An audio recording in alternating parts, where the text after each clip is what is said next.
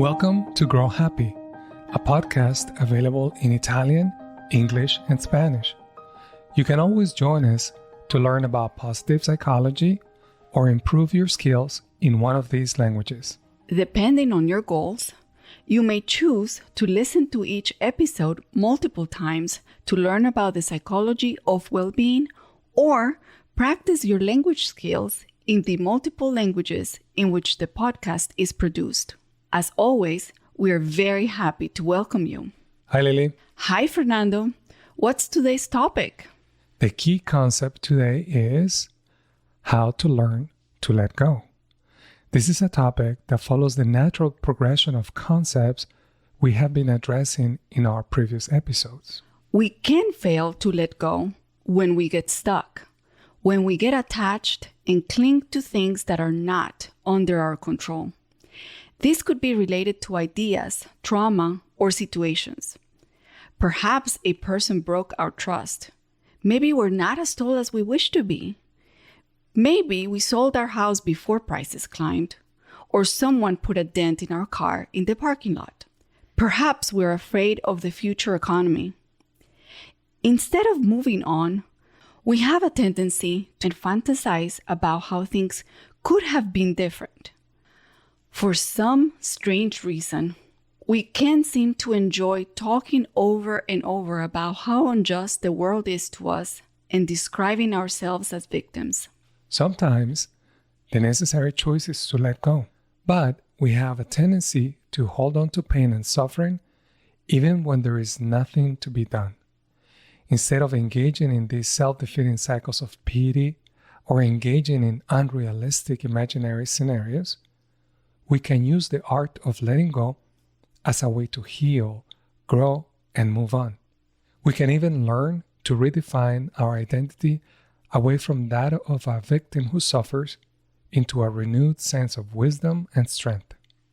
As we have mentioned in the past, it is important to distinguish between clinical cases and cases when we can self-manage stress. Sometimes past trauma or obsessive thoughts require the help of a professional.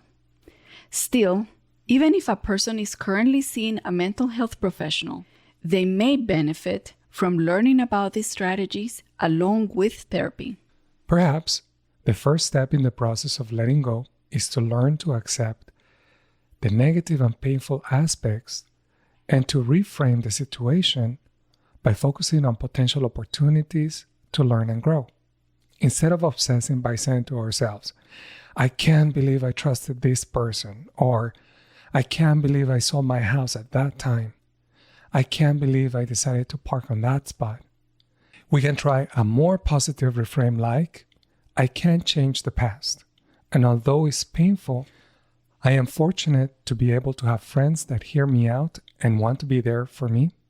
Or, I'm grateful my apartment is close to a park I like, or even though I have a small dent in my car, I'm glad I have a car and I'm safe. We are not saying you need to deny or repress things. It's actually fine to be upset, to be sad, to grieve. The question here is what to do when we need to move on instead of getting stuck. We may need to process first, accept, focus on the positive side, and eventually learn to reframe things. After noticing what is positive about a situation, an effective follow-up strategy is to further reframe the situation by creating physical and psychological distance between ourselves and the aspects that can trigger us. Remember the concepts of grounding and impermanence? We can use those strategies as part of the process of letting go.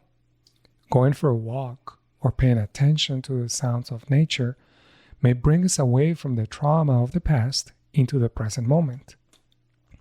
We may find ways to get grounded while reminding ourselves of the impermanence of life, that nothing is forever, and that we have the power to bring change to our lives.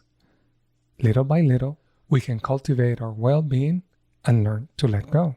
A quote by Thich Nhat Hanh says, "Letting go gives us freedom, and freedom is the only condition of happiness." When we talk about letting go, we are really talking about letting go of unhealthy attachments. Attachment in this context refers to emotional dependency. We become emotionally attached to material objects, status, social media, and to fixed ideas about ourselves. We often define ourselves based on the roles we play, being a wife, being a teacher, leaning progressive or conservative, but that's not who we are. However, we often use labels as definitions of ourselves. We let labels fix in stone our humanity.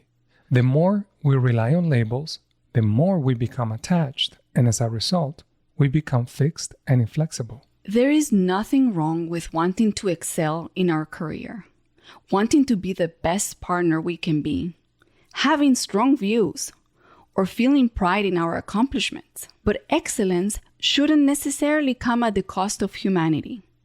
The stronger the attachment is, the more difficult it could be to let go. If a person defines herself as a girlfriend, for example, it might be difficult to accept being in a toxic relationship. The take-home message today is that learning to let go starts by recognizing our unhealthy attachments. Letting go can help us learn, adapt, evolve, become stronger, and clear ourselves for new opportunities, freedom, creativity, peace, and a renewed sense of purpose. Our topic for next week is closely related to the topics we have covered so far, mindfulness. We will describe mindfulness as the quality of being aware of the present moment in a non-judgmental way. Remember, you can listen to this episode in Italian and Spanish as well. Consider supporting us with a small donation by visiting our website www.togrowhappy.com. The 3 words together, to grow happy. togrowhappy.com, where you can find all our podcasts and transcripts for each episode. You can also help us by leaving a positive review on the platform you use to listen to this episode and share your thoughts with us. We hope this episode can help you become happy. Goodbye. Ciao. Adios.